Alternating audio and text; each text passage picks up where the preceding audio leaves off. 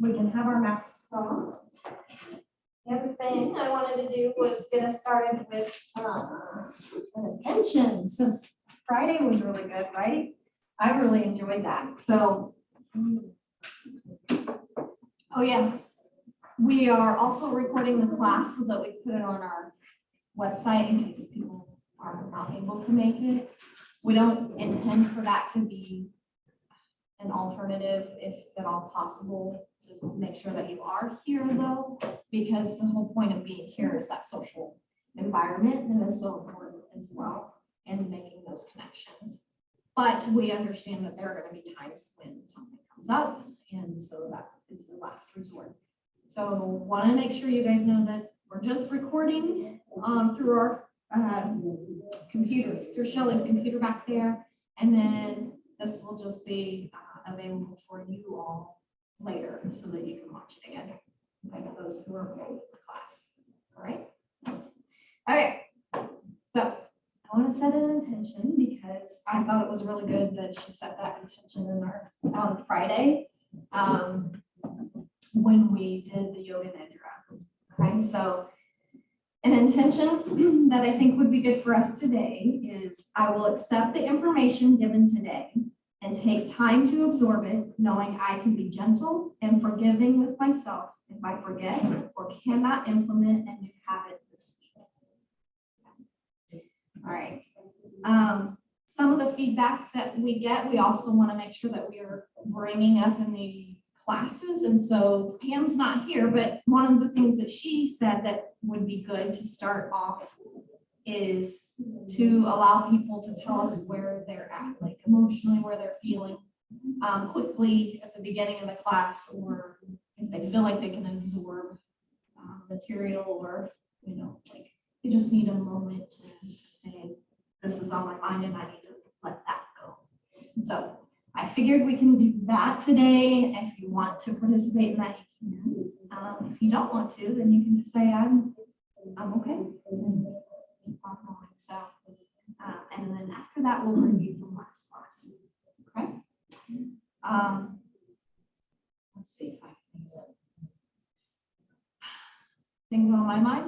I have a lot of laundry to put away at home. And I will tell you that does bother me. And I also have a lot of other things at work that I need to get done, and check off lists that sometimes makes my brain think about it as I'm trying to go through some of this material as well. So I'm gonna let that go so we can concentrate in here. All right. I'm fine. You're fine. Good. So glad you're here. I think I need to let go that my new group is in Franklin and I am in Martinsville.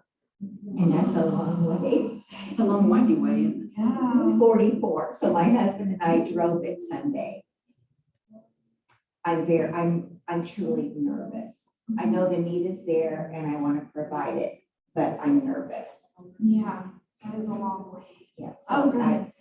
I've asked the Alzheimer's Association to maybe find a co-facilitator for those days that I can't come.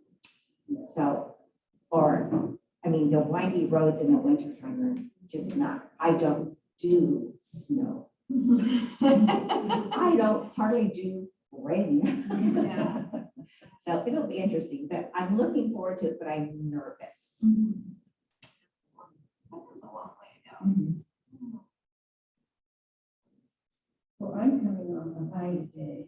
Yesterday was our final concert for the violin class I've been taking. It's a great dinner. Yeah. And I've gotten, I'm struggling just to get all my fingers in the right place and go in the right place while I'm still playing a note that sounds right. I've forgotten how much fun it is to make music with other people, and my husband really enjoyed it too. And he said he enjoyed my practices. He's no musician, but he was there afterwards with a big smile. So it's a program called New Horizons. If you're interested in learning to play a string instrument when it comes around next year, do it. Is Is guitar included? Well, Trying to learn the guitar. it doesn't have guitars, but my son is learning to play guitar and he saw my violin. He said, let me try it. So I think there's some correspondences. Oh, yeah, because Because I you're can see doing that, this, yeah. but you're doing this, you're not doing, oh gosh. There are many things a bow can do that it's not supposed to do. Something new that you've learned. Yes. Well, But good. that was good, and I've seen, practicing is my time to just be away and do something totally. Yeah, it's wonderful. Learning new things, of course, you're already implementing that. That was one of our classes. Well, the TED Talk I heard said, after I'd done this, learning to play an instrument a new instrument is the best thing you can do for your brain. And if you really want to become a genius brain, try a stringed instrument. Because they've got to be, they're harder than any other instrument I've ever tried. But you've got your two hands doing two very different things, and you can't see it. You're looking through your Bible. And you have to, my flute, I put down a note, and it's that note, or on a piano. It's like a guitar on a violin. Yeah, You so get you to are, choose. you're using both hemispheres of your brain at that moment. So, that also helps with the synapses connecting in there. So using your sensory motor skills as well. So sensory and motor. And so all of that starts to really form really great connections in there, those synapses. And your brain gets more dense because you're using both sides of your hemispheres. So you're using your right and your left because you're using both hands. I would read that. I haven't read them doing it, but learn playing the instrument. And you don't have to be good. Yeah. Well, great. I'm so glad for that. I have been very, very anxious for the past 3 weeks, mostly because my mom is on a non-sleeping schedule. She has been up for like 3 weeks. And so I really feel sorry for her. And then, her body is all achy because she's suffering that. Her memory loss, dementia, just increase, everything. So I found a new caregiver, Helen King. That sounds okay. And she is going to be an incredible fit, and she is with mom today, right now. So I am okay. So she can fill in like during the caregiver support group during the day, in this class, and just other things during the day. I do have another caregiver, but she has another client, so she is cut back to only on Fridays. And then she's been sick for the past 3 weeks, or other commitments, Easter. So I have a caregiver for the past 3 weeks either. Oh my goodness. So my sleep is. So Friday This class will- was also very It good. was very wonderful. Okay. And I told her, Helen, about this group and that this was sleep and relaxation, and she said, oh, have you ever heard of yoga nidra? And I said, oh, that's what we did last week. And she knows. Yeah. Rhonda, is that her name? Yes, Okay, Rhonda. Rhonda. And So Rhonda and I we're emailing back and forth of how we can kind of try and make sure that this is available for our caregivers as well. So I'm trying to get some classes here regularly or routinely Wow. so that you guys, it'll be like, since it was so helpful to all of you, and we all seen how helpful that was on Friday, we were all like, wow, we should be doing this and offering this more often, Do you have to just be, outside of. do you have to be a caregiver to come? Because I don't, I just help people. I feel like it could be open to you. You're in the club now. You're in the club. So the other thing is, I've found the journaling quite easy. I just have made it a nightly thing, after I say goodnight to mom and sit in bed with my little dog, and I just have the journal right next to me and just keep it short and simple, just checking out to see if I did what my goal was and write a sentence or a few words. Oh, So good. it's part of my routine. Deal, because sometimes we have questions about the journal and if it's working well or not. We do have some things we'll add to it to the next go around. So thank you guys for all of your feedback, by the way. We really appreciate any of your feedback that you're giving in between the classes or even in the classes so that we can make this better and keep improving, since you guys are the guinea pigs. I'm great. I'm excited to be here today and offer this class. And I would be lying if I would have said that I wasn't a little anxious because I've never taught it before, but I'm ready to let it go and share what I've learned. So We've done a lot of research around this, and while we are educators, we are still learning how to bring this information to you so that it sticks. Making sure that it does. Okay, so one of the things I'd like to do as well as just recap a little bit from the last class before we get started on the new stuff. And I also pulled out the pre and post questionnaire that you guys took so that I could take a look at what those questions were again, and go over the questions thus far, so that you guys can ask any you want to. And then we're going to implement one little exercise as well, that will also complement the last class. So on here, on the pre and post test, one of the questions is, and I'm just going to go through them and then we can just all talk about them and just throw out the information, just so I know how much you guys are absorbing so far. Is dementia a normal part of aging? No. You guys got that one down. Can you list 3 things that you can do to keep your brain healthy? Sleep. Yes. Keep healthy and exercise. Exercise and Eat healthy. eat healthy. Anything else that pops up? Keep your brain working. Yes. One thing I'm working on is using all my senses, all my senses. Yeah. Great. Okay. What are the 4 necessary components of cognitive engagement? That was from the last class, and it's actually one that Dana wanted me to ask you today. Can you list any of them? What are the 4 necessary components of a healthy brain? Movement.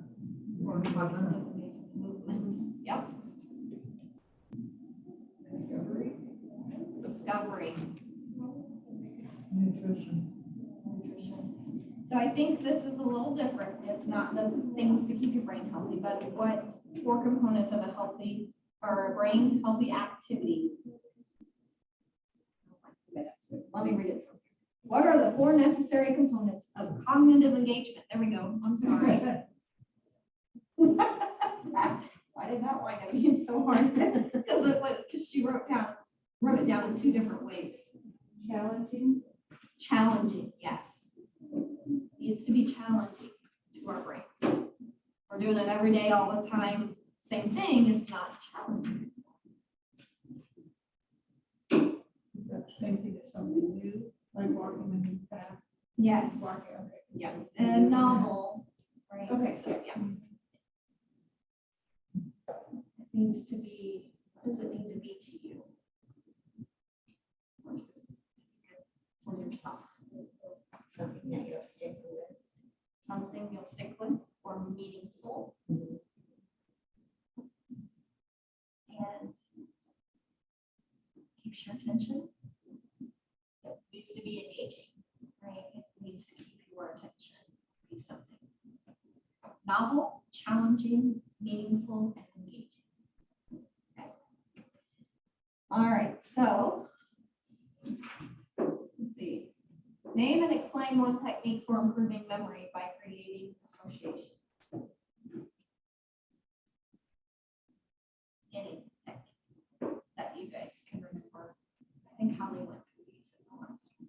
a story. You can use a story, yep. I sometimes do an ABC for a list. Mhm. And then I'll like the order and then just use the first letter, which I do sometimes. Good, yeah.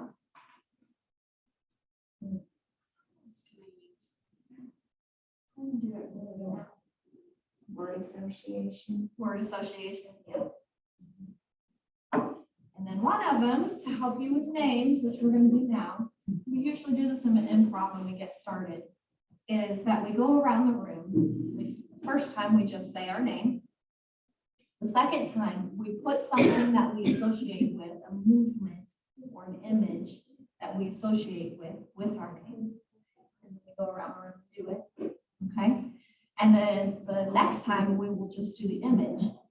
And then we'll see how many names that you can remember. Yeah, right? I flunked. All right, so first things first, just names. Amanda. Shelley, Sarah, Carolyn, Leanne.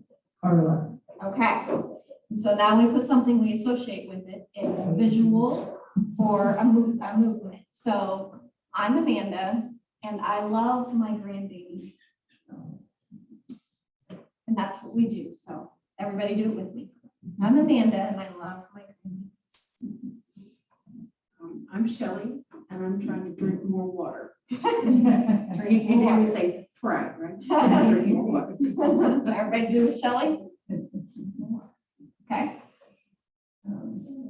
I'm Sarah and I try to be silly with my grandchildren. Silly with your grandchildren.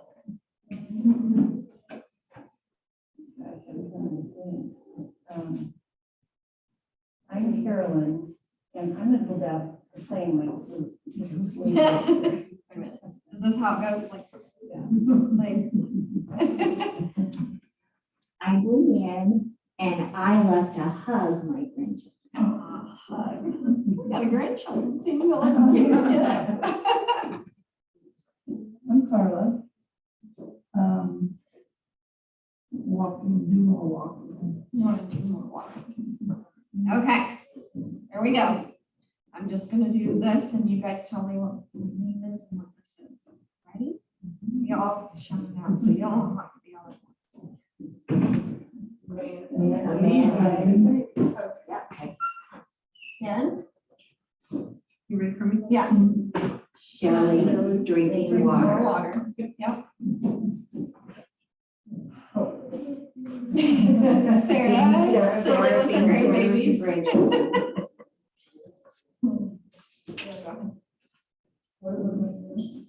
Just, you don't have to say. Carolyn? Carolyn, play your flute. Yeah. And hugging her grandbabies. Carla? Carla, Doing more walking.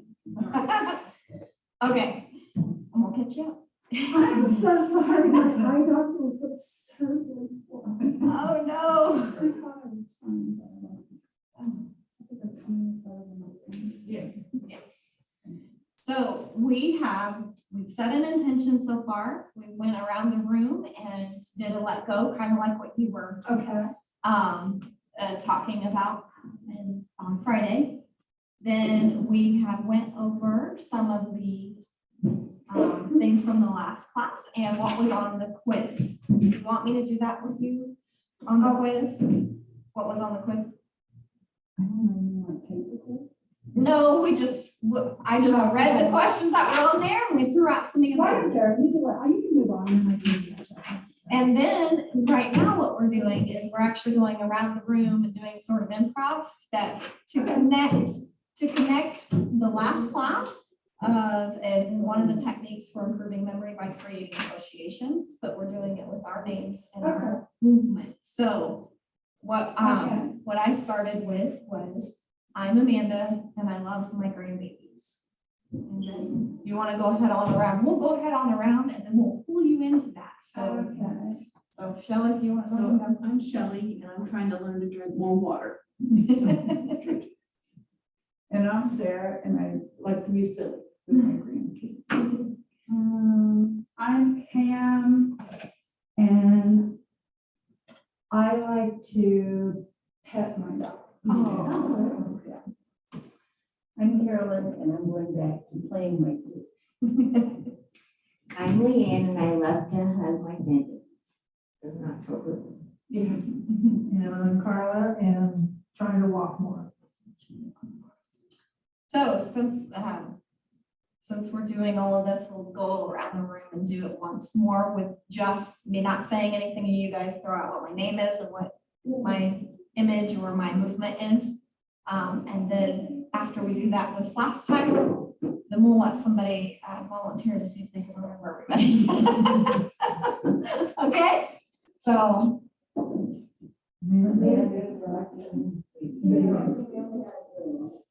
Shelley, Rachel, and Walker.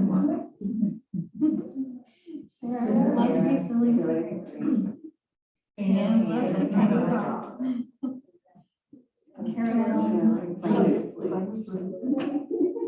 and she loves to hug her grandbabies.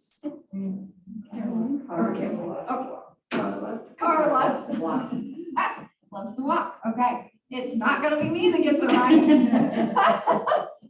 All right, so anybody want to volunteer to throw out everybody's names and movements? Because you know what, the rest of this class you're gonna do, you're gonna look at somebody and be like. That's what you. Who wants to volunteer? I might even give you an extra little tea bag if you win. Okay. Okay, So I used to do this to kids in school, not this way, but Amanda, Shelley, Sarah, Pam, me, Lena, and Carla. Here.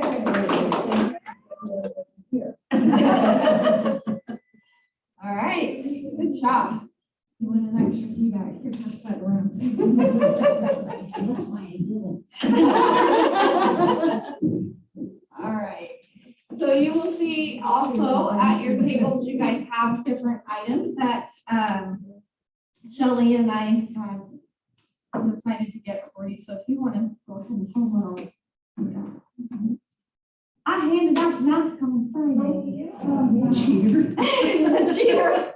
Well, we needed something, and I was like, well, I made them all masks with little beads, you know, it's a bead, so. Glad you got it. So you have some nourishing lotion that has vanilla and lavender is supposed to have calming effect. I thought that might be helpful. And then here are some, you guys of course have the tea that has a sleepy time effect.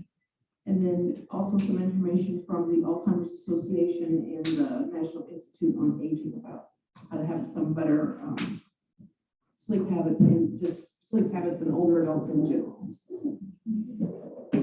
Okay.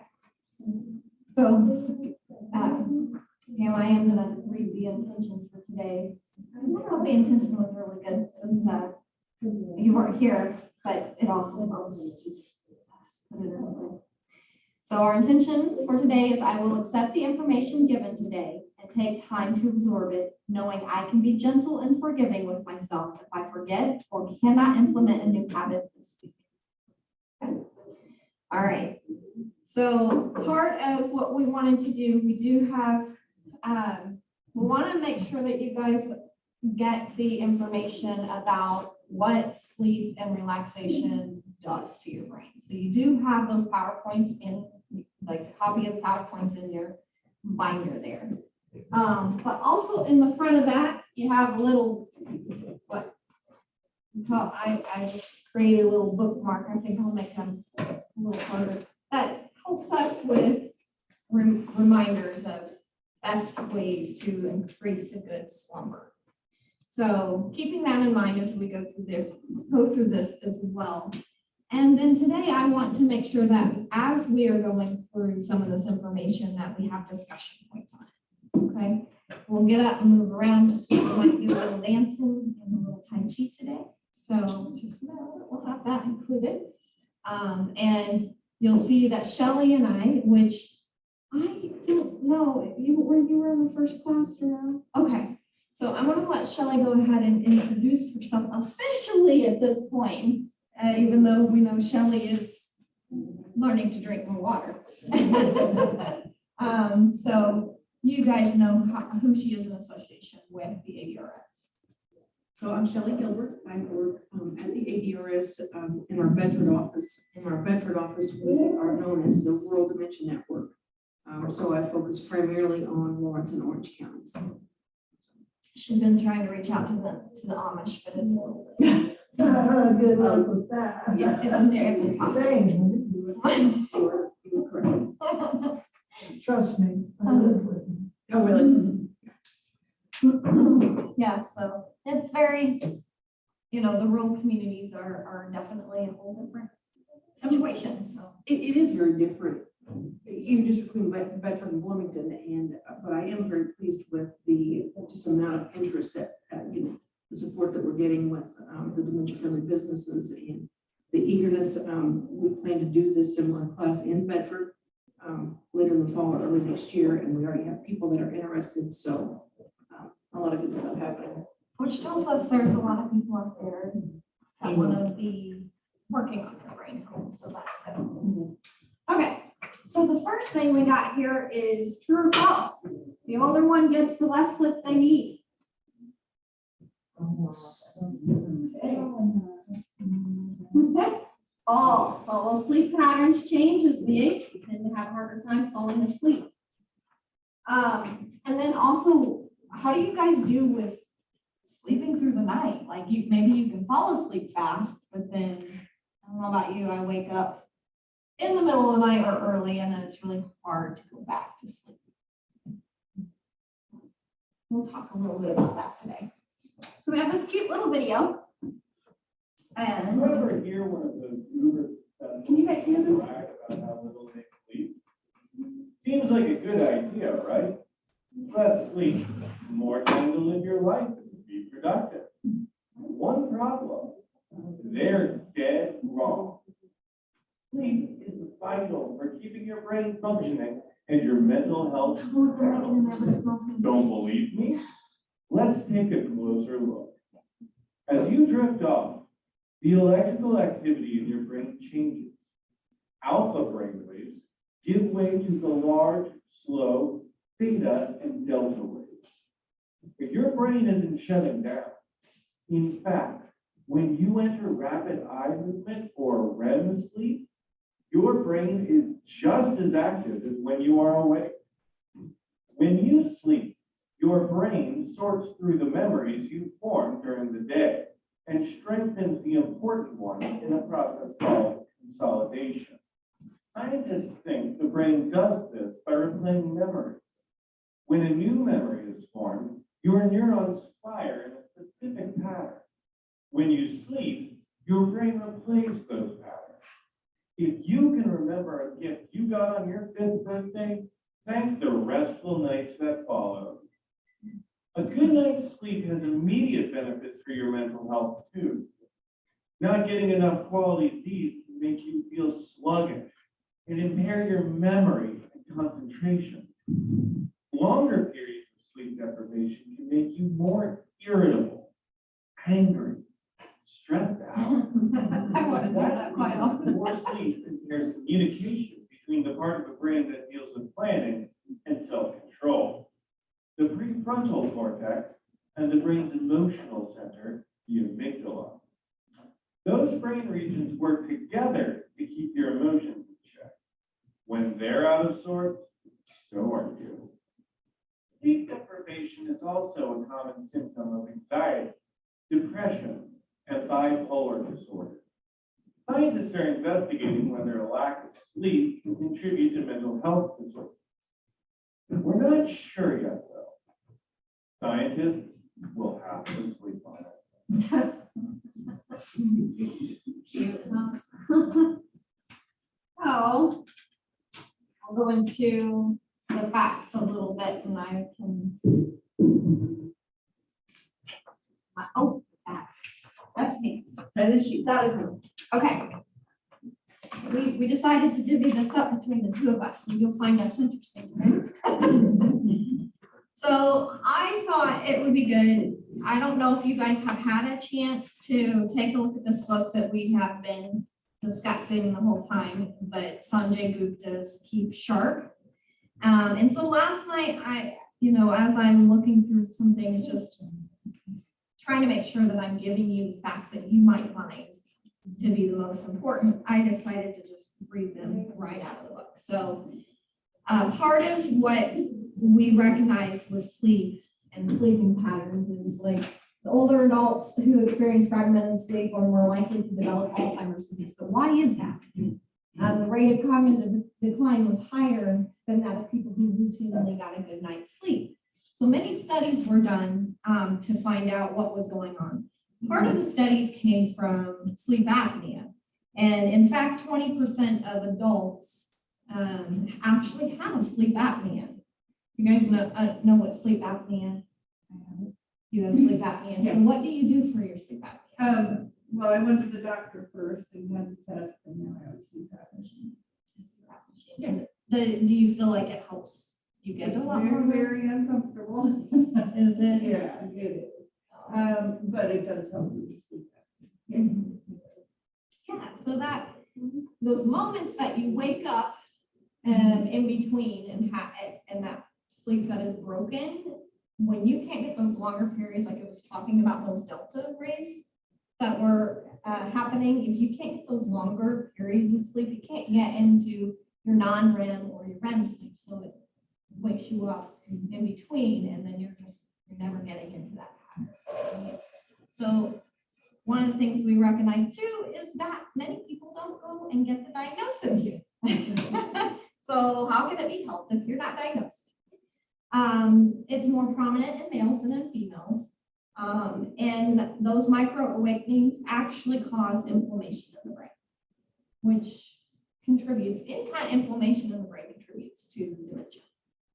So if you're not getting enough sleep, so ladies, I don't know about you, but when I'm dealing with my hormones, actually that sleep is there to help us with flushing our hormones out or re-regulating our hormones. And in fact, when we get better sleep, we digest our food better. We can lose weight better. When you're stressed out, and part of that is also helpful in making sure, of course, we're not digesting our food better, or nutrients aren't getting where they need to be. So holy crap, sleep is like very important in that whole routine and process that we didn't even realize was happening at that micro level. So, all right, so another one of our facts are that with a large study, about 18,000 adults, that if you are logging fewer than 6 hours of sleep at night, it's associated with a 44% increased risk for those with pre-diabetes going on to developing full-blown diabetes. So less than 5 hours a night of sleep can increase that risk by 68%. That's huge. I know you said that you're usually at 4 hours a night, right? No, sometimes 4 hours a night. So that's huge. Again, that goes back to our sleep regulates those hormones. That helps us reset everything. And hormones drive how our digestion works, how we can actually maintain things that are going on within our amygdala and our brain during the day, and how we can work through those stressful situations. We can't really work through them very well if we're not getting enough rest and sleep. So one single night of disrupted sleep causes inflammation and a chain reaction. One single night. Right? Chronic inflammation plays a huge role. So a single night of inadequate sleep is enough to activate inflammatory processes in the body, especially in women for reasons we don't know yet.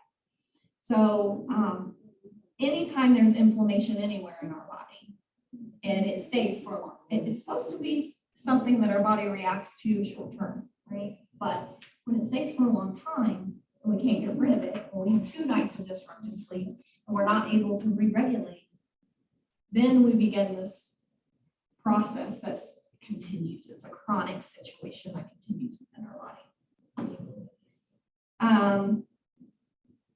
And those people that were studied, in fact, in this group, 15,000 individuals were studied, and their average age was 53 at the start of the study. And for 24 years, they did a study on it. And those participants, when assessing their memory and brain volumes as the years progressed, they found that those who were having most of the difficulty with sleeping had a 5% brain shrinkage because the inflammation was so much. While 5% doesn't seem like it's that much, it's a lot. It's a lot for our brain. So that tells us just in that study alone that the inflammation process from losing sleep, like then we have this whole other chain reaction of happening, and we actually have brain shrinkage simply from not getting sleep. So how important is sleep? Very important. All right. So those are some of my facts. I'm gonna hand that off over to Shelley. So, well, I'm excited. This is my favorite part of this. When we heard from you, my question was going to be, how well did you guys sleep? And you offered that right up front. So you're excited because you got great sleep last night, and I'm excited for you. But what about the rest of you? How did you sleep last night? Restless? Yeah. All right. I'm almost afraid to say because sleep's not an issue. You sleep well. You don't have a problem sleeping. That's amazing. Good for you. I don't know why, because I know I live in a house with stress, but I sleep fine. That is wonderful. That's Am I weird? I don't know. no, I think that's great that you can still maintain your sleep. I find it interesting that you feel a little guilty that you are sleeping well. It's just not an issue. I go to sleep about the same time and I wake up about the same time. Well, and you're exactly right. You are, whatever you're doing is working because that is so important, that circadian rhythm. So good for you. What about you? I've always had trouble with sleep. So I take about 50 milligrams of melatonin a night. And I also am on an anti-anxiety because my mind does not stop.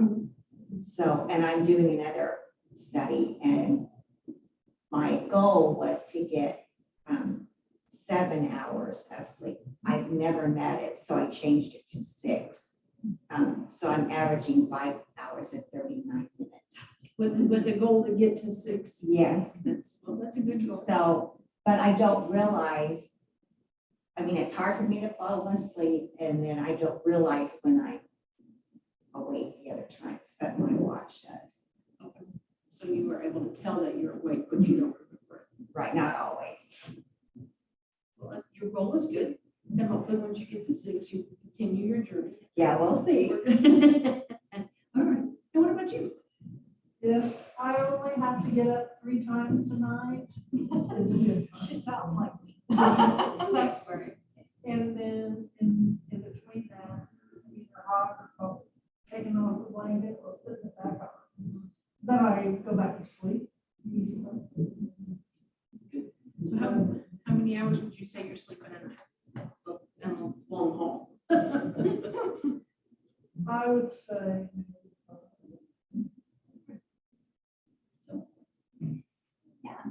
Are you gonna ask me? I don't know how many hours. But Not 8. but I'm trying to make sure I go to bed at a decent time. One of my issues is I have a teenage son who's yelling at his video games. And I have to get up and be like, all right, I'm shutting you down. And then I have to eat a lot at night. And so when I read this book, I also listened to the techniques of, don't drink anything after a certain time. And I'm like, but that's when I realized I didn't drink enough water for the day. Exactly. So that habit has to change for me for sure. And I still continue to have to remind myself every day, like, don't wait until it's right before bed to drink your 3 glasses of water that you missed today. So you don't have to get up 15 times at night. Right. So, well, I'm just joining your club. So I have not ever had a problem. I've always been able to fall asleep fast, and sleep about 5 or 6 hours, and then I have a hard time after that. But now I have a new trick where, like you, I get up about 2 or 3 times in the evening, and it's it's so frustrating. So, so the thing, I mean, I think we all can agree, except for lucky you. I'm so proud. You did not have to feel guilty about it. We're happy for you. No, sincerely, happy for you. But so, there's all things that we know that we need to work on, and now we know how important it is to try to get to that goal of 8 hours of sleep. So we can talk a little bit about bad habits that might be contributing to our lack of sleep or our lack of 8 hours. What do you think are some of the struggles? Amanda just said that she drinks her 3 glasses of water too close to the time she goes to bed. So Like, enough water in or sleep? Which one do I need to do? so you recognize that and you're going to work on that. For me, I stay up too late. I leave my electronics on too long. I don't give myself that time to wind down. So then I have a hard time. And a little bit like you in that, I have a hard time getting my brain to shut off, and just, so again, I just need to work on creating new patterns and be a little more diligent about it, a little more dedicated. What about for you? Anything that you can recognize that you might want to? Just to be honest and open, I stopped drinking about when I made the responsibility to become full-time caregiver for my mom and stuff. Yeah, because that's one of the things that it says as well that contributes is like, even if you're having a glass of alcohol or a couple of drinks or whatnot in the evening, that it can actually affect that. Yeah, and I needed to stop drinking. Yeah. Hey, congratulations. Thank That's you. great. I must be just a weird person. Tell us what your routine is then, because maybe we can learn from A glass of wine, one glass of wine. Excellent. One glass of wine. I will admit that when you're with your teenager, it helps greatly to be retired. I'm kind of a night person. Yeah. I don't go to bed till about 12:30, but I will sleep till 8:30, Mhm. 8:45. I watch evening comedy shows, which I find relaxing. You laugh, it's you kind of like don't have to do anything or think about anything. I don't want mindless things. I call it mindless entertainment. Yeah. mindless entertainment for me, HGTV. Oh, that's my favorite. Yeah, I really I does can just sit understand why I like it so much. Yeah. Mindless TV where my mind doesn't have. But if I was talking about this when I was a school teacher and had teenagers, yeah, it would be a different story. I realize being retired is good. Well, those are all great routines. I mean, and given that your body, you already know how your body reacts. So depending on who you are, a glass of wine probably works perfect. So for that situation. What I do. And I've learned that I've started taking my contacts out of it. And not Hallie, leaving come until I on, go back. this is an open spot here. And I found that helpful. I also have noticed too, I do tea. I've been doing the tea, so that's. Is the sleepy time tea? Yeah. And what about for you? Now, what was the question? We're just talking about our habits and we talked about our barriers to getting sleep and just kind of what you think are barriers for I you. don't know, we've never had a TV in the bedroom. We go to bed at about very close to the same time every night. We watch simple TV stuff at night. Occasionally, I have a glass of wine at night, and occasionally I'll have one close to bedtime, very early, because I know that'll wake me up.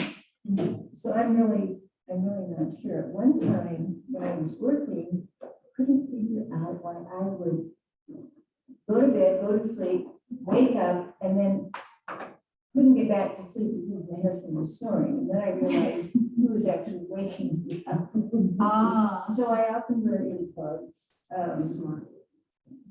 So I'm not sure, what, I think, I look back at my own family history and my dad always would go to sleep like that, which I can usually do, and could wake up like that, sometimes very inconvenient times, and be ready to go. My problem is when I wake up, again, in the morning, it's very hard to get back to sleep. I'm ready to get up and do something. The problem is, eventually, I'm tired. And like last night, I said I had a good night's sleep.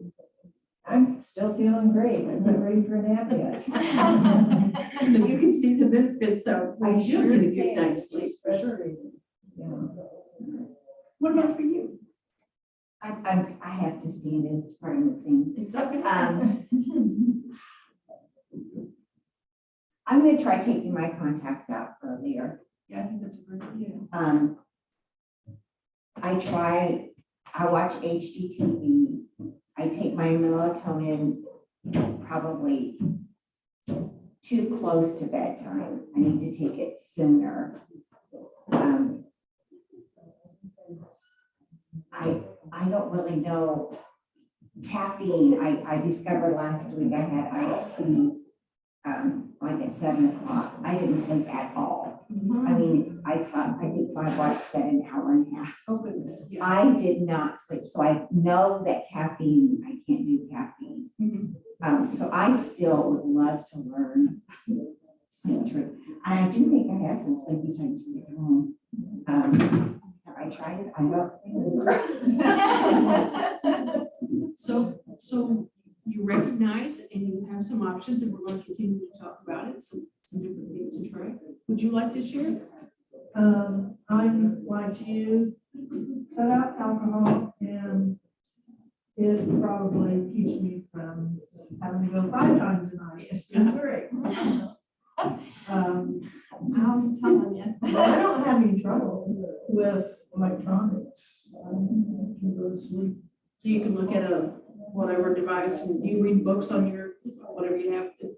No, I like to feel. Me too. But, no, sometimes I'll even take my laptop to bed, look at things or Facebookers, I can find myself falling asleep. So I don't have a problem with screen time. Well, you can see on the screen some of the best sleep practices, and we've talked about many of these things already, but sticking to a schedule, avoiding long naps. They recommend a nap not more than 30 minutes if you need to sleep during the day. But to avoid that, try not to be a night owl, and by that it's kind of just, and somebody mentioned it already, but just I think it was you to have this, to go to bed at the same time, wake up at the same time. It's kind of a myth that you'll catch up on your sleep if you work late through the week and you're going to sleep in on the weekend and catch up. And that's more of a myth. You don't really catch up. You start, your brain really needs that consistency through the week.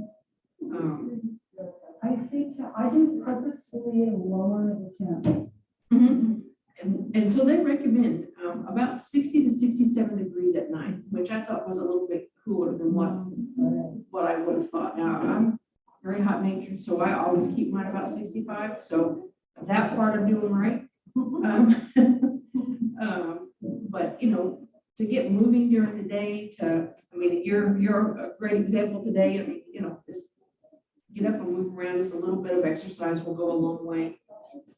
Being mindful of what you eat and drink, and we've talked about that here at the circle about not having tea too late or not eating too late. Knowing your medications, and one of my favorite stories about medicines is I encourage you to talk to your pharmacist about when you're taking your medicines. I know the doctor said I put on my bottle to take my cholesterol pill at night. And I'm terrible about remembering medicine at night. Like I have to take my meds in the morning. So I asked the pharmacy tech and I said, what is the deal with this pill I have to take at night? So the pharmacy explained that your body produces the most cholesterol in the evening. So that's why they recommend to take it at night. Well, that makes sense to me. But the pharmacy tech also said, if you have to take it during the day, it's better than if you don't take it at all. So now I sleep better and I want to take my step drug in the morning. Might not be as effective, but it's better than not taking it at all. We talked about cool, quiet, and dark, about 60 to 67 degrees. Eliminating electronics, and you talked about not having trouble with your computer. I'm curious, on your glasses, do you have blue light filter? I think I did. So that might be one of the reasons you're probably getting some benefit from that, blue light filter. We were hoping to find some of those glasses for you to be able to send home with you, but I love my blue light classes. And as a master's student, I'm always looking at my computer, and they have saved me so many headaches because What do they do? it basically takes away or like has a film that emits the blue light from your screen. And so it's easier on your eyes, and especially at night when you're in a dark place or whatever. It helps a lot. Yeah, it really does. so the blue light in itself emits a sort of like what you would have when you're dealing with circadian rhythm. So with the sunlight, right? The sunlight activates certain hormones in your brain to help you realize, hey, it's daytime. And then nighttime comes and it's supposed to activate the melatonin in your brain, which may not be happening for you like you I need don't it think to. I have any. And so, so that is, that hormone balance is disrupted by the blue light in our computers and on our screens. And many, like my phone, at a certain time at night, the colors change on it and it turns into certain colors so that I'm not looking at a blue light, which again, that helps me be able to produce the melatonin that I need to instead of my brain tricking me and thinking it's daytime light filter. So There are different apps that will do that on different phones. I know somebody said they have an iPhone and I have the same. And so instead of having a white background with black letters, it has a black background with white letters. Did I say that right? So, and that really did make a difference because I mean, I don't have a computer. I just look at my phone all the time, but I mean, I can really tell a difference in having less eye strain just by that simple act of fixing the setting on my iPhone. Say that again, the screen color, it's black screen, white letters. And there's a setting in your phone, if you have an iPhone, And that you can change. Yeah, and you can change, I know it's in the settings, and you can change all apps, or at least your text messages. It changes mostly everything to a black screen instead of a white screen with white letters. And that's especially helpful at night. Because I know like last night I was trying to fall asleep and I got a notification, so I checked my phone and my eyes were just like, whoa, that is way too bright because my night yellow, it's like yellow. It's like a night setting, so it takes away the blue light, whatever, that wasn't on, and so it just blinded me. And so, yeah, some of those apps I have the black and white too, it's much easier on your eyes. So in settings, it's in display and brightness. And by default, it is light. So I just changed it to dark. Okay, So So if you guys actually want, since I know you want to go ahead and get your phones out and look at it, if that's something that Is you that, is that an all or nothing thing? It's either one or the other? For some apps, I guess you'd have to play around with it and see which still stay light. So in mine it says night shift from 8 p.m. to 7 a.m. and And that's it, it's, what is this under, on techniques? Display. under settings and then display and brightness. Mhm. Do you guys all or I mean, no, it's gonna be different if it's a. yeah, I'm sorry, I don't know anything about the Android phones. My favorite thing is the night setting where it changes to more of a yellowish color screen and takes away the blue light. It's so much easier on your eyes, and I have it on my computer, I have it on my monitor, and every single time that I can tell my eyes are starting to strain, I turn on that night setting, regardless if it's nighttime or not, honestly. Yeah, so it gives you the option to have it automatically do it between certain times. I have mine set at 8. I don't know, I mean, you have to do whatever works best for you. Wow, see, there's an option, less warm, more warm. I have mine about in the middle. Yeah. That's one. Now, if I put sunset to sunrise, does that recognize it in the house? It's probably based on the time that it knows the sun's going up and going down. So what happens if you have night shift and mine says off? What happens if I turn it on? Yep, that's what you want to turn on. Yeah, I want to turn it on. so you can turn it, yeah, if you press on, you can manually set it. If you press scheduled, you can set a time frame. So from blank to blank, this is when the night shift will go on. So say you're Okay, getting so ready that- for bed at 10. That's fine. Yeah, I know. it'll automatically turn on tonight. So- Keep on. So now I just leave it alone. Yep. Mhm. This is so exciting. Yeah. It doesn't take much. I was Takes a really, young person. I was Yeah. honestly impressed about the difference it made in my eyes. It does help with headaches as well. I mean, I feel like it does. For So me, anyway. just going down the list, finishing out, establishing the bedtime rituals, about 30 to 60 minutes before you're ready to go to bed. Things like taking a warm bath, reading, soft music. I do take my shower right before I go to bed. Mhm. It may be midnight, but it does, I think that does definitely help. Yeah, I mean, it just kind of whatever your ritual lets your body know that, I'm taking my bath and then, or shower. And then, really. You might do something like move that up by half an hour increments each week to see, like, Okay, see if that will help initiate your bedtime a little earlier. So she's one that doesn't sleep. Here either. I'm one of those people who has to have it super cold. Like last night, my apartment was at 70 and I was just tossing and turning. I could get up, turn it down. Otherwise, it's not cool in there. Yep. Cannot fall asleep. Cannot. Has to be cold. My daughter-in-law swears by something she calls a bed jet. And she literally, because they travel with it. And she literally, I don't know the details at all, but it's kind of like a little machine with a hose that goes up and it actually sends air. Because she needs to be cold to sleep. And she swears by it. What's it called? That might be good for you when you're. Yeah, no, seriously, she's young. And There's some cooling, like cooling blankets, but also you can get like sheets. There's certain kind of sheets or maybe not a sheet, it's thicker than a sheet that you can put on your bed that kind of has like the gel in it. she just needs air, like she has a fan, and when she found this bed jet, and there are two temperatures, my son tends to be super cold and wants blankets, and I put it on her. that's me. You're gonna. Yeah. Yeah, I believe it's called a bed jet. If it isn't, I can certainly find out from Danielle and let you know. But she didn't bring it at Christmas.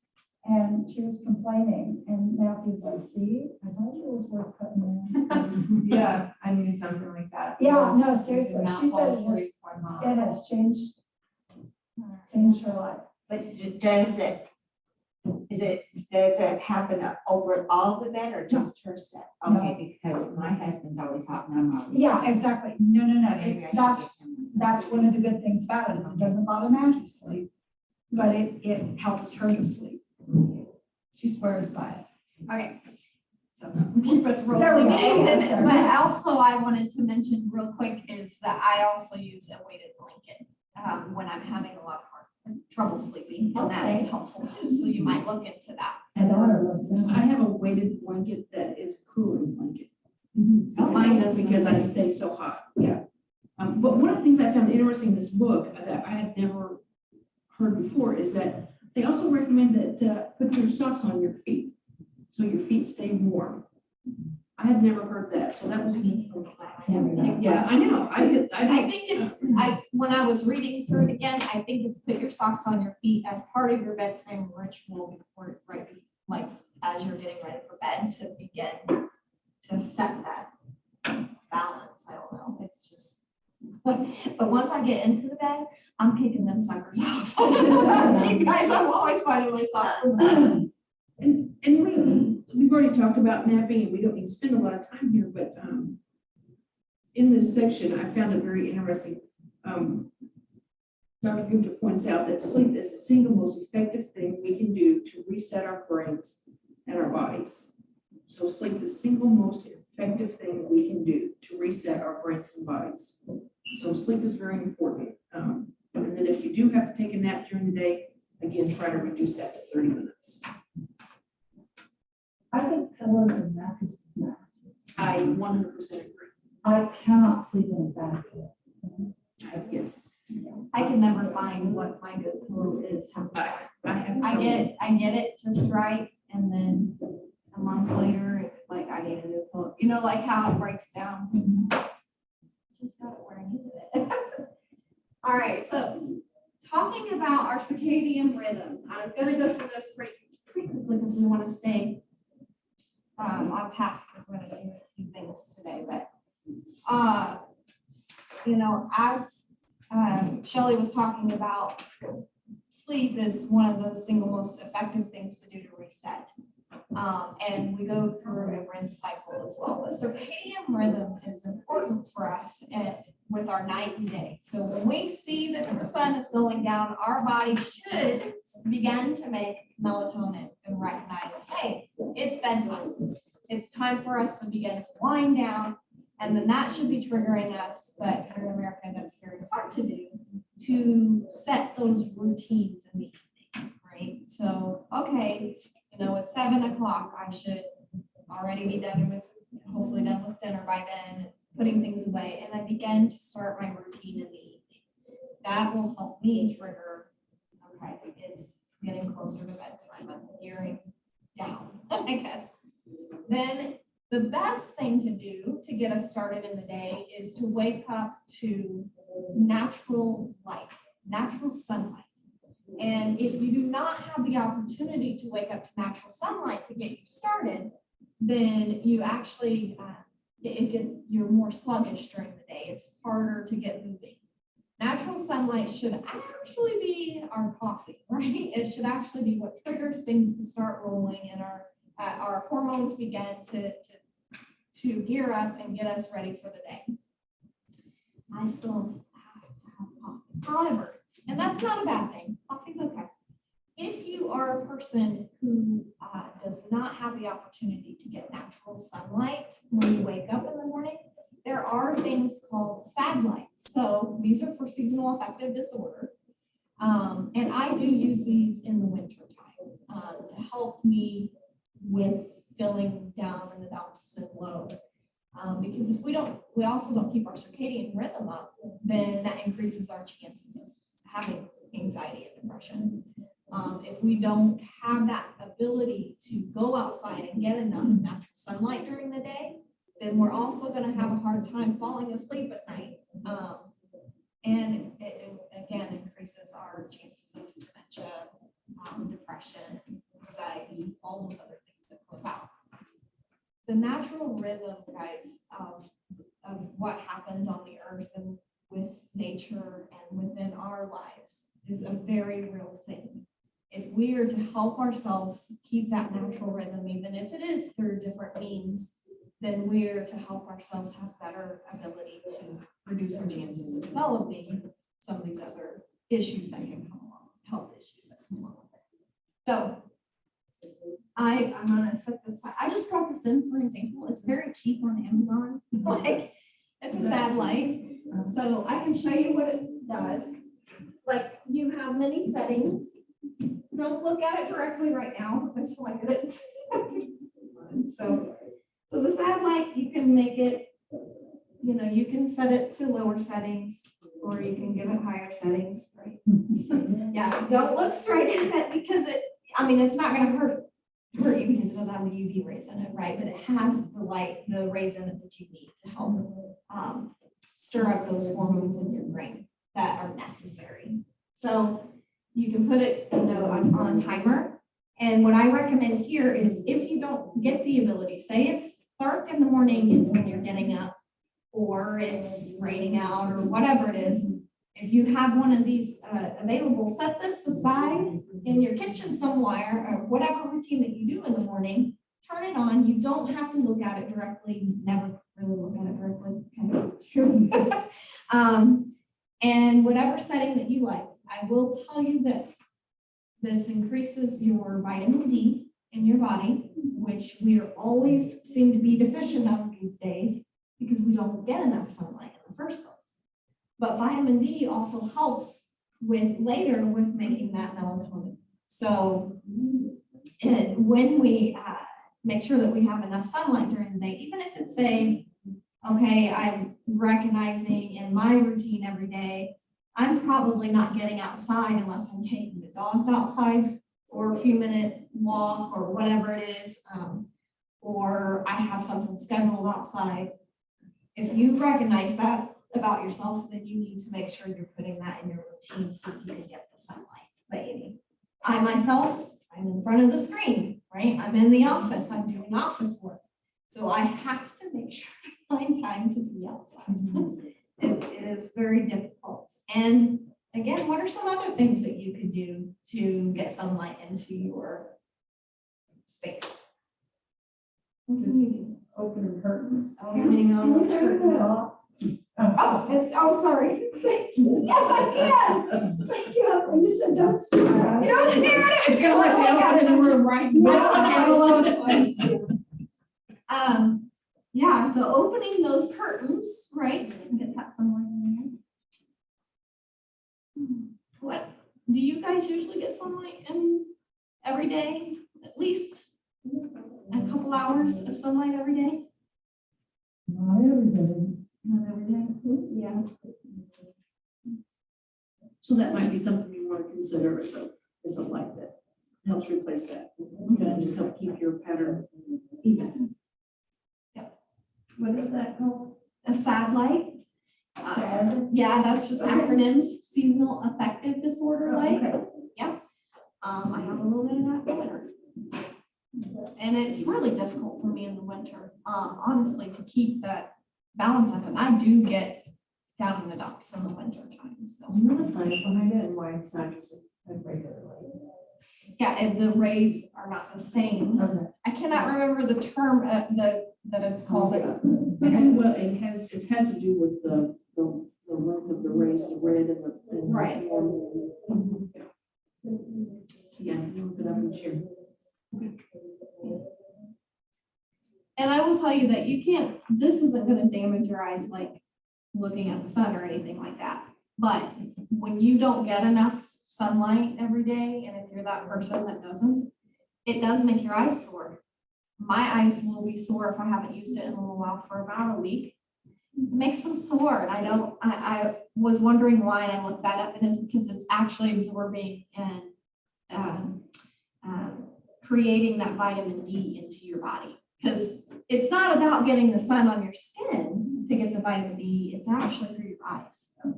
It's like, okay, all right. Get moving, right? Regular exercise, how many of you guys know that this is gonna be hard for you when we get to that class? Say I get regular exercise. No, you guys all do? Yeah? What kind of exercise do you do? Well, I try to walk every day. That's right. Good for you. And, I have good intentions to do weight training, but I don't a lot. My mom has just started walking with a neighbor lady, and they don't walk far, but they do it every day, just around the block a couple of times. Right. And that is working very well for them. Right. I do it with my dog. Yeah. Yeah. You kind of can't say no to the dog when you feel like she needs to go out. She still has to go. And once I get her out, I mean, we walk for 20 minutes. Oh, that's good, yeah. Yeah, yeah. And I like my watch that reminds me. That's you. I haven't had the watch very long time. Yeah, so implementing some of those tools as well. Keep, hold yourself accountable. Mine always is like, stand up. I know, and so I do. I like it. I like it too. Every now and again, you will hear Dana or I say, I can't right now. Because we're right in the middle of something. I get those too. And you wonder what we're talking, like why we're talking to our watch. So what is it with the light, Hallie? I didn't really, it didn't look too hard. It just had has vitamin D rays that emit. It doesn't really say like how it works, like she said, it's just a different type of light. Yeah, and the bright light works by stimulating cells in the retina that connect to the hypothalamus, a part of the brain that helps control the circadian rhythm. So. Yep, and then vitamin D is actually made, our body makes it. The rays is not what makes it, but when we get those rays and it's going through that process, that metabolism process, that's what helps us make vitamin D in our body. So it's actually within us, we just don't activate it like we should.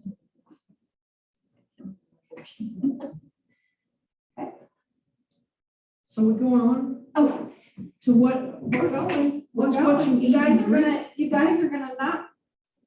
Okay, we're going. We're gonna have fun.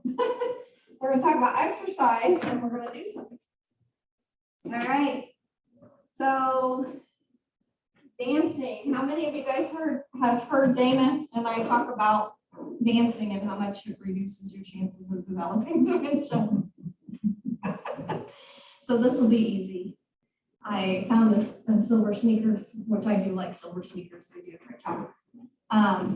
But we're gonna move because even in this class, we're sitting a lot, right? We're sitting here and we're listening and gathering this information. We might be having a conversation, but we're gonna move. So, all right, let's do it. It's only 8 minutes, not even 8 minutes. Well, dancing is a great way to elevate your heart rate. And before you know it, you'll see an improvement with your cardiovascular endurance. These 50s and 60s dance-inspired moves. I heard 50s and 60s. I was hooked. I love it. I got that whole. Are you ready to have some fun? We'll try these with me. Here we go. The first move is the pose. Just shift your weight to the right and shift your weight to the left. Shift. Try it a little bit faster. Shift right foot and left foot. Now you can keep your hands down low if you want to start, or bring them up a little higher. Now full pony, you know, it adds a little balance. It's your workout. Decide where you feel most comfortable. Nice. New move, are you ready? It's the twist. Oh, twist, nice, fast. Now try something. 2 slow twists, 4 fast. Again, say slow, slow. Put them together. Pony.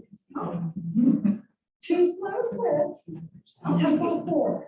Stay with Now you guys get to see how I'm coordinated or not. One more time through. 4 fast, new step, rock step. All you do is step back behind you. Step back, back, nice. Shift your weight if you want. Opposite foot. Oh, I thought you guys Are were you using ready? this thing. No, 3 moves. 2 slow twists, 4 tempo. Rock step, right foot. Do the rock step again. Rock step. I like how she knows New move. the names Hold of the these church, songs. right. Step out, out, and then tempo feet back in. 1, 1. Try it. Out, out, and step, step, step. Last time, out. 4 moves. Let's go with the If pose. no one's here. How much she did. She did the first day I put her into it. Tempo 4. The dance, remember? The Alzheimer's Association. No. Oh, yeah. Oh, no jerk. Out, out. All right, say the words of help. Pony, pony. Now twist. Tempo 4. Rock step. Right foot, now left. One jerk. Feels like it's something. Full expression, come on. Pony. Now, you do know we're recording this, so when you guys get to see it. You're not in I find her very hard to follow. No, you're not, it's just. You're not the only one. Without any music, it's not doing that. Can you do it? Say, of course I can, Jenny. I've got this. I'll set you up. Are Okay. you ready? Fast feet. goodness. I'm listening to my beats. I hope you are as well. 8 and 7. What feet? You got this. 4 more. Left foot is going to lead from the top. I feel like a football player. I'll stay here with the pony for a second. Decide how this feels on the left leg leading. 4 more. 3 more. Now listen. Bring me a twist to the left. So if I play twist and shout, that you Too will. slow. Yeah, I mean, this is tempo 4. Did you get it? Great. And go, go, go. another modified. Let's put those 2 moves together. Mountain. Pony. 2 slow twists. 4 fast. Shows you can do it. Keep the twist. Yeah, 4 fast. 2 slow. 4 fast. Move. Rock step. Whoa, that's what it's leading. We'll stay here with the rock step. How you doing? Just shift your weight back. Left foot. I mean, there's some music back there, but I think right kind of. How are you feeling? 3 moves from the top. Pony. 2 slow twists. Tempo 4. What's next? Back step. Step back. Now right. Again on the left. We're going to add our 4th move. Oh, no. Good. Left foot knee. Oh, yeah, that's Out. right. Out. Now tempo. Step back in. Open up. Open up. Plug in. Out. Out. 1 more time through. We'll put all 4 together. Let's go for it. Pony. Good. 2 slow twists. Tempo 4. Rock step. Left foot step back. Now right. What's next? The jerk. Try. Step out. Out. 4, 6 questions. Let's go. Okay, now. 2 slow twists. Tempo 4. What's next? Rock step. Step back. Now left. Go jerk. Out. Out. Then march back to center. Now jump rope for a second. What? Remember at any time, if you want a break, grab a quick sip of water. We're going to go through everything again without all the practice. We'll start with fast feet. I'll wait for you. Running in place. How are you doing? Always in control. Remember, take a lot of breaks. Are you ready? You should see me with when I try to get my kids to do things. Good. They're always close. Tempo 4. Rock step. Step back. Now left. What's next? The jerk. Out. Out. Do it again. Forward twist. 2 slow twists. I'm glad Tempo she 4. Rock step. Now left. Good. The jerk. Out. Out. And go. March fast feet. Nice. I'll wait for you. How you doing? I want to sit Keep going. 8 and 7. We're almost there. We're going to go left foot lead. Are you ready? Okay, go. Pony, pony. 2 slow twists. Tempo 4. Rock step. Left foot step back. Now right. Then jerk. Out. Out. Again. Pony, pony. Big expression. 2 slow twists. Tempo 4. Rock step. Step out. Almost there. Good Yeah. jerk. Last time. Tempo Now remember, if you feel like you want more work, you can work through this all over again. Watch the video again. Yes. Remember, All right. exercise. Yes, it would have been better with some twist and shout music, right? But that's a good example of if you feel like you're not getting enough, exercise in, that you can pop something short and simple in there. So here's what I do. There is water fountain over here, but there's also waters and ice. If you guys want waters before we get started, and yeah, take a little 5-minute break. I think we have some waters. Excellent. The office. Either in the office or I'll go look. okay. So we'll grab that. So why don't you take a 5-minute break after that? Exercise. We're done at 3. 1.5 hours. One, oh, 2:30, yeah. We're done at 2:30? I didn't realize what time we were. I know I was gonna go over everything pretty quickly. Or not very quickly, because I was adding. What's the water?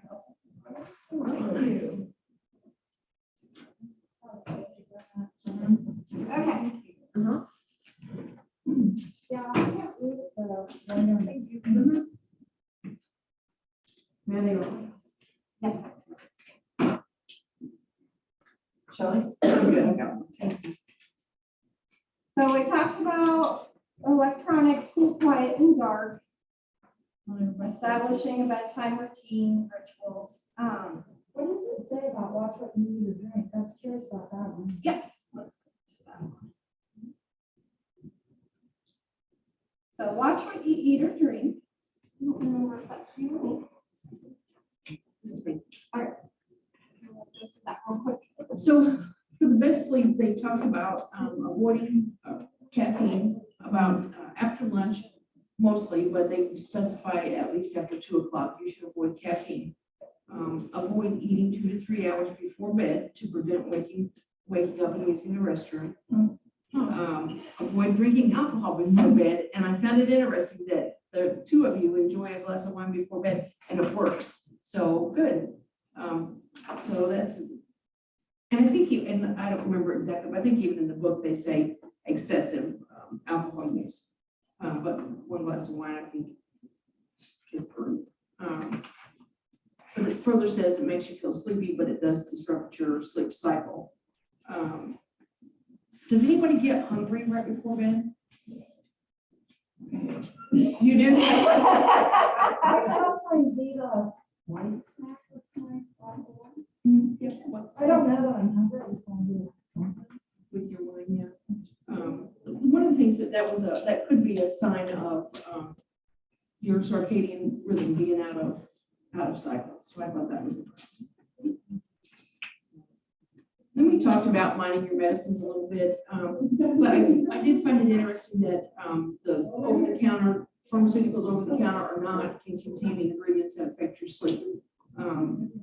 Some of the over-the-counter medicines, some of the prescribed medicines can have some not positive long-term effects, just kind of making your brain foggy and making it difficult to think the next day. So just kind of have a conversation with your doctor about how pharmaceutical ingredients can affect your sleep.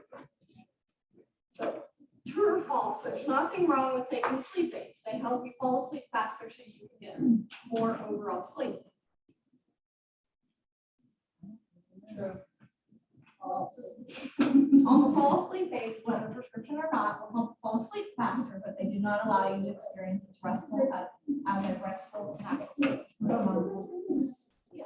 So melatonin depends on the person. If it, sometimes when you replace the natural melatonin that you should be making, then you stop making it. So, yeah.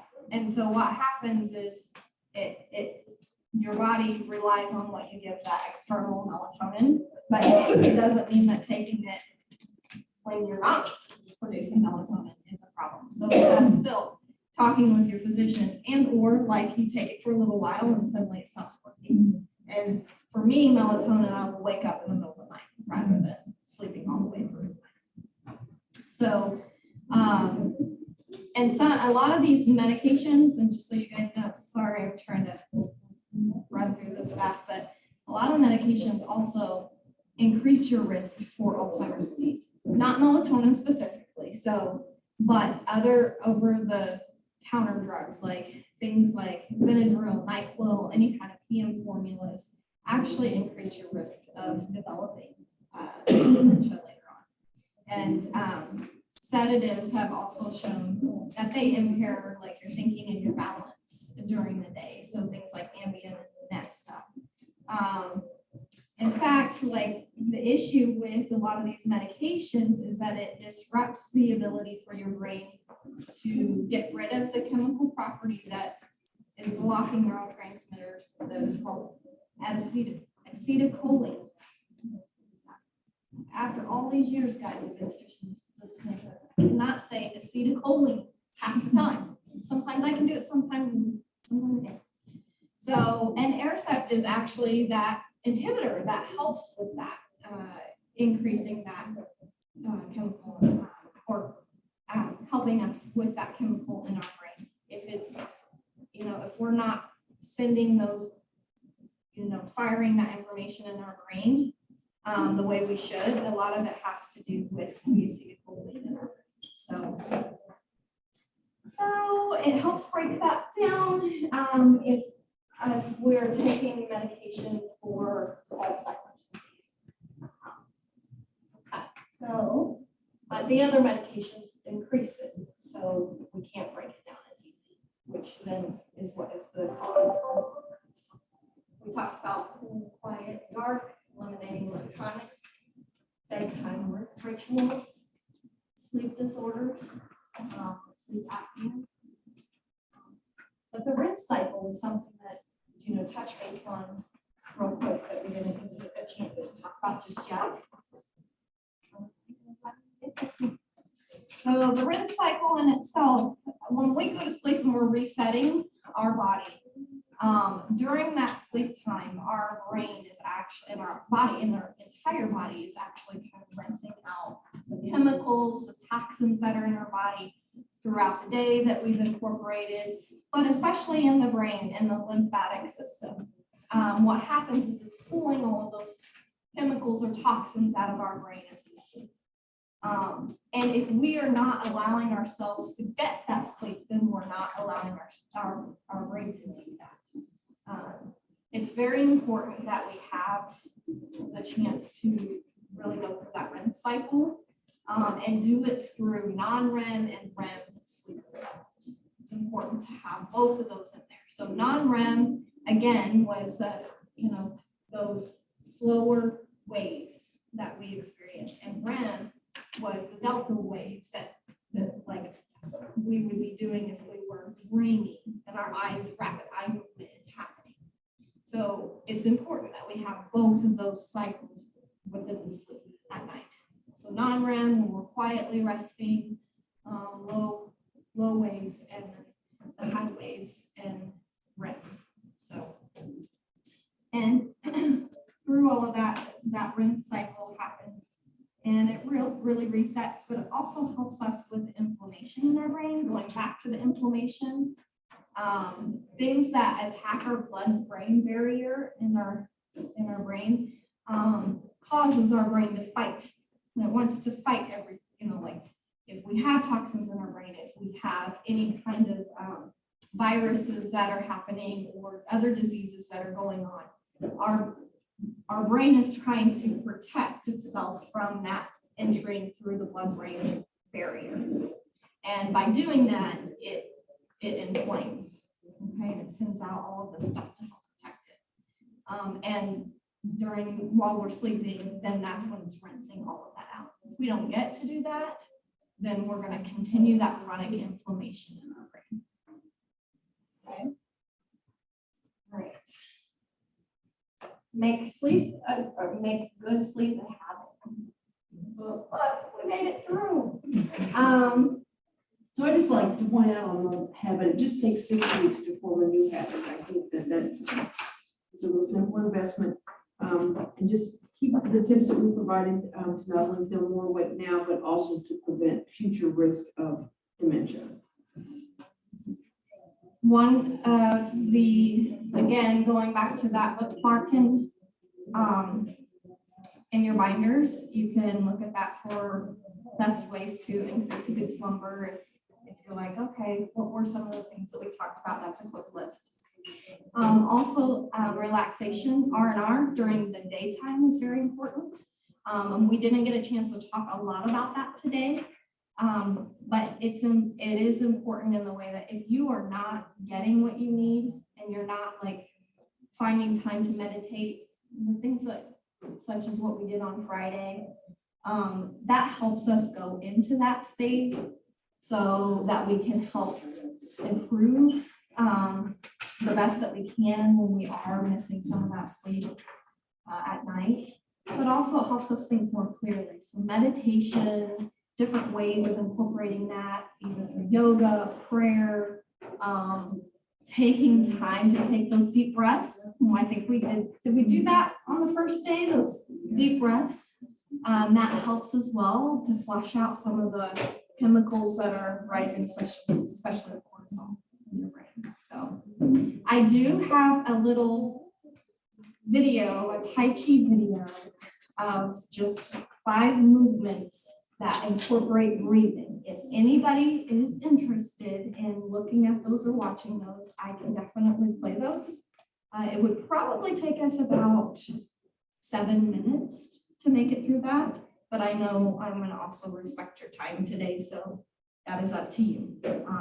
Or some of you can stay and some of you can go. It's up to you. Before you go, I just want to give you an idea about what to expect when you guys come back. So your next meeting, we'll talk about nutrition. And Stacy Matabuli, is that right? Is going to be discussing research behind dietary recommendations for optimal brain health and understanding the basic goals of what to choose less of and what to eat more of. All right. Sorry about the delay. I hope some of you can stay and watch the video, but it's been a pleasure. That's Thank right. you. I'm interested in the video, but I I really, can send you the link. I'm interested in the video, but I really. Yeah, absolutely. I can send you the link. Is everybody good Yeah. with that? That would be good. 'cause I Okay. need to- Absolutely. So I was only gonna go over the first 5 with you in here, but I recommend using them as a way of breathing, helping you learn how to breathe throughout the day. And Isn't it also supposed to be good for balance? yes, very good. for No, I'm very balance. interested, I just feel like. Sure, I can definitely do that. We decided to do dance.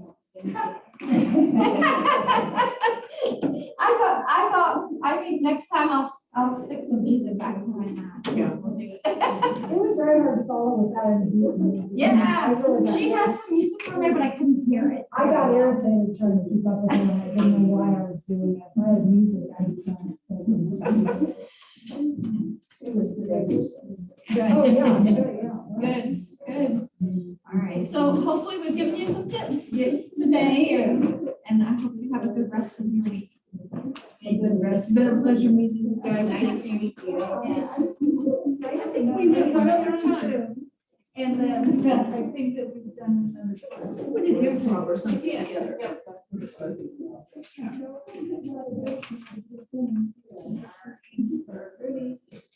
Yeah, you're welcome. I hope you like your little eye things too. Yes.